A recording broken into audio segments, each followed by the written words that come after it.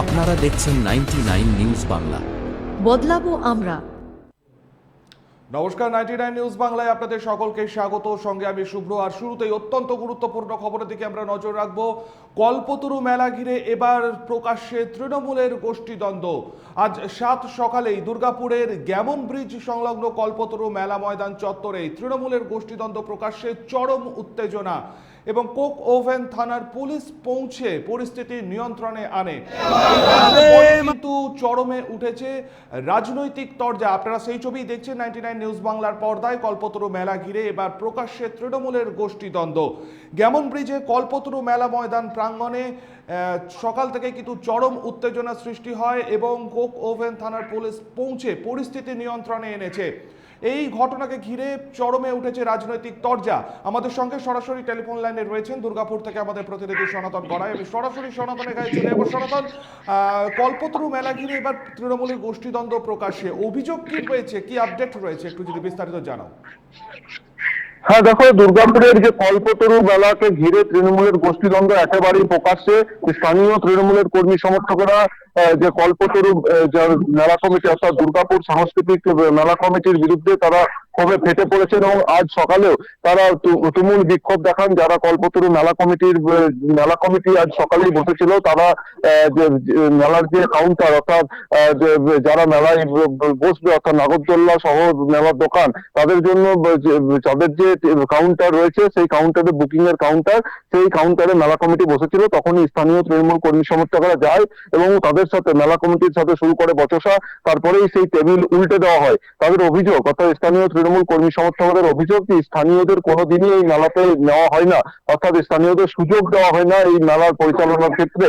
অর্থাৎ সেই জন্যই কিন্তু তারা ক্ষোভে ফেটে পড়েছেন। তারা একাধিকবার জানিয়েছেন কল্পতরু মেলা কমিটিকে যে স্থানীয়দেরকেও নিতে হবে, স্থানীয়দের না নিয়ে বহিরাগতদের নিয়েই মেলা চালানো হয়। তাতে করে একদিকে যেমন যে চরম বড়সড় একটা দুর্নীতির ঘটনা ঘটে, এছাড়াও কিন্তু নানা রকমের যে মেলাতে যে দুর্নীতির যে চক্র চলে, সেই জন্যই কিন্তু তারা ক্ষোভে ফেটে পড়েছেন। আজকেও তারা যে দুর্গাপুরের আজও তারা সেই কারণে বিক্ষোভ দেখিয়েছেন। গত কয়েকদিন আগে এই মেলা কমিটির যিনি সভাপতি অর্থাৎ দুর্গাপুর নগর নিগমের প্রশাসক মন্ডলীর চেয়ারপারসন অনিন্দিতা মুখোপাধ্যায়ের কাছেও তারা অভিযোগ জানিয়েছিলেন। তারা পরিষ্কার জানিয়েছিলেন যে স্থানীয়দের মেলা কমিটিতে রাখতে হবে, অন্যথায় তারা বিক্ষোভ দেখাবেন। আজও তারা সেই রকমই হুঁশিয়ারি দিয়েছিলেন এবং যারা ওই যে বসেছিলেন কাউন্টারে, বুকিং কাউন্টারে বসেছিলেন, তাদেরকেও কার্যত টেবিল উল্টে দিয়ে তাদেরকে হটিয়ে দেয় এবং যাকে ঘিরে কার্যত সকাল থেকে চরম উত্তেজনা পরিস্থিতি তৈরি হয়। পরিস্থিতি সামাল দিতে পৌঁছায় দুর্গাপুরের কোক ওভেন থানার বিশাল পুলিশ বাহিনী। পুলিশের মধ্যস্থতায় জানতে চাইবো সনাতন, যে এই যে দুর্নীতির যে একটা অভিযোগ আমরা গত বছরে শুনেছি, গত কয়েক বছর ধরেই শুনে আসছি, ঠিক এটা পার্টিকুলার কি অভিযোগ, এটা এই সম্পর্কে কোনো তথ্য পাওয়া গেছে? যেমনটা জানাচ্ছেন স্থানীয় তৃণমূলের কর্মী সমর্থকরা এবং তৃণমূলের যে বেশ কয়েকটি ওয়ার্ডের সভাপতি রয়েছেন, তারা যেমনটা অভিযোগ করছেন যে এই মেলায় বড়সড় দুর্নীতির ঘটনা ঘটছে, এইটাই তাদের প্রধান অভিযোগ। এবং মেলাটিকে পরিচালনা করানো হচ্ছে বহিরাগতদের দিয়ে, অর্থাৎ ওই যে স্থানীয় ওয়ার্ডগুলি রয়েছে যে কল্পতরু মেলার মাঠ সংলগ্ন, তাদেরকে কোনোভাবেই মেলার কমিটিতে রাখা হচ্ছে না। বহিরাগত অর্থাৎ দুর্গাপুর নগর নিগমের যে টাউনশিপ এলাকা রয়েছে, অর্থাৎ সেই এলাকাগুলি থেকেই যে লোককে দিয়ে মেলা চালানো হচ্ছে, এটাই তাদের প্রধান অভিযোগ।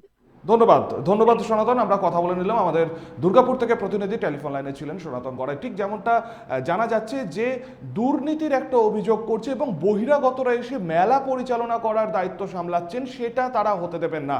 স্থানীয় যে 31 এবং 39 নম্বর ওয়ার্ড রয়েছে এবং স্থানীয় ক্লাব যে রয়েছে, তাদেরকে দিয়ে মেলা পরিচালনার দায়িত্ব দিতে হবে এবং সেই ঘটনাকে ঘিরেই কিন্তু আজ সকাল থেকেই চরম উত্তেজনা, তৃণমূলের গোষ্ঠীদ্বন্দ্ব একেবারে কিন্তু প্রকাশ্যে এসেছে এবং উত্তেজনা সৃষ্টি হয় দুর্গাপুরের কল্পতরু মেলা ময়দান প্রাঙ্গণে। আপনারাও জানেন, আপনাদেরকেও জানিয়ে রাখবো,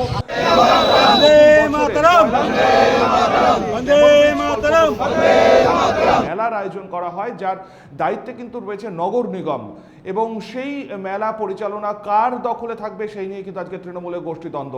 কি অভিযোগ রয়েছে এবং তার ভিত্তিতে পাল্টা দুর্গাপুর নগর নিগমের প্রশাসক মন্ডলের চেয়ারপারসন অনিন্দিতা মুখোপাধ্যায় কি বলেছেন, পরপর দুটো বক্তব্যই আপনাদের শোনাবো।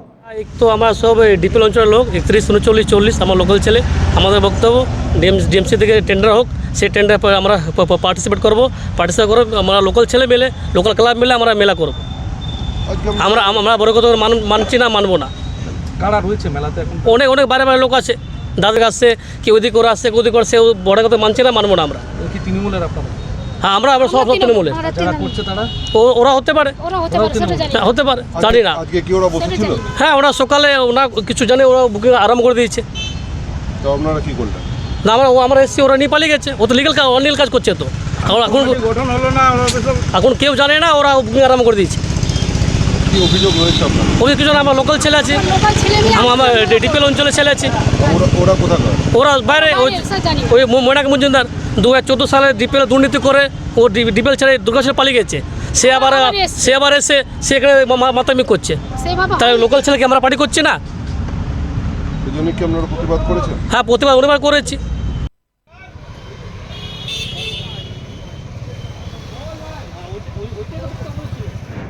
আসলে আমাদের পূর্ব নির্ধারিত যে কমিটি ছিল, এবারে মাননীয় মন্ত্রী মলয় ঘটক মহাশয়ের অনুমোদন নিয়ে আমাদের সেই কমিটিটাই রয়েছে।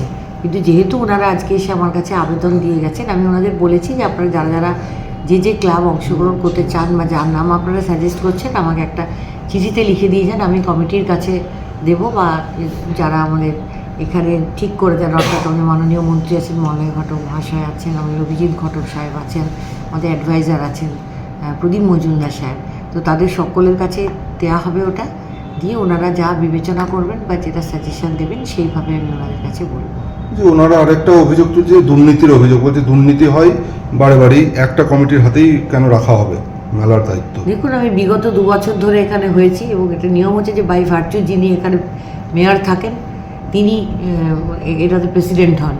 গত বছর আমি ছিলাম, গত বছরের কথা বলতে পারি আমি যে কোনো দুর্নীতি এখানে হয়নি, অত্যন্ত স্বচ্ছ এবং সুন্দরভাবে করা হয়েছে। আপনারা জানেন যে টাকা বেঁচেছিল সেটা দিয়ে যারা বলছে দুর্নীতি হয়েছে তাদের ক্লাবেরই উন্নয়ন করা হয়েছে। সেই সমস্ত ক্লাবে কোনো ক্লাবে দরজা, কোনো ক্লাবে গেট করে দেওয়া হয়েছে, কোনো ক্লাবে শেড করে দেওয়া হয়েছে, স্কুলগুলিতে অনুদান দেওয়া হয়েছে। এবং আমরা চেষ্টা করেছি আমাদের যে কল্পতরু গ্রাউন্ড, সেটা ওই কমিটিরই টাকা দিয়ে পুরো ঘিরে দেওয়া হয়েছে, সুন্দর করে বাউন্ডারি ওয়াল এবং টয়লেট করা হয়েছে কমিউনিটি, যাতে যে সমস্ত একটা মঞ্চটা তো আমরা ডিএমসি থেকে করেছি, মঞ্চ আলাদা, কিন্তু কল্পতরু ময়দানে যেগুলো করে দেওয়া হয়েছে সেটা কিন্তু ওনাদের কমিটির যে টাকা, মুখ্যমন্ত্রীর তহবিলে 10 লক্ষ টাকা দেওয়া হয়। প্রত্যেকটা পুঙ্খানুপুঙ্খ হিসেব আমরা নিয়ে থাকি। মানে এবছর যে আমরা মেলা করব, গত বছর থেকে যে হিসেব আছে সেই হিসেব আমাদের কাছে দেওয়া হবে। সেটা দেখার পরে আমরা এবছর কি খরচ হবে সেটা করব, তারপর কত বাকি থাকছে সেটাও আমরা দেখব। কাজে এখানে দুর্নীতি হওয়ার তো কোনো সম্ভাবনা আমি দেখছি না, অন্তত গত বছর থেকে আমি দেখিনি। আমি যে আছি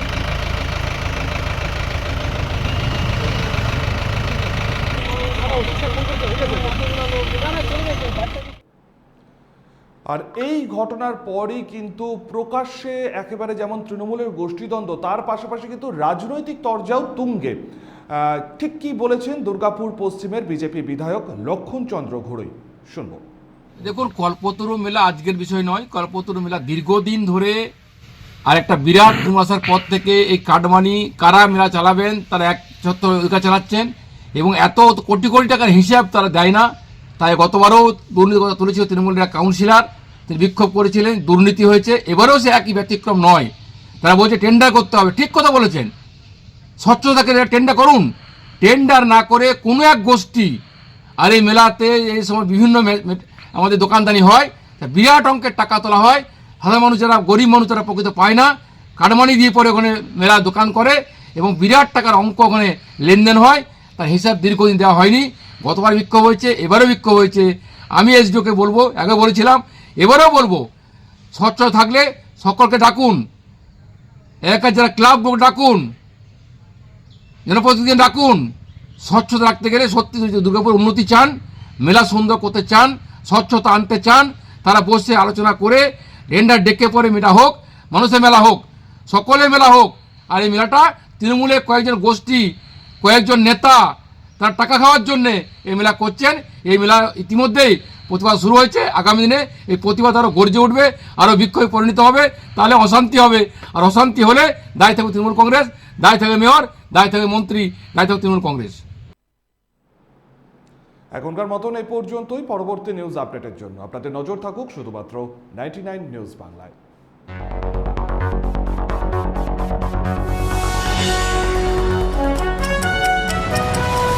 আপনারা দেখছেন 99 নিউজ বাংলা। বদলাবো আমরা।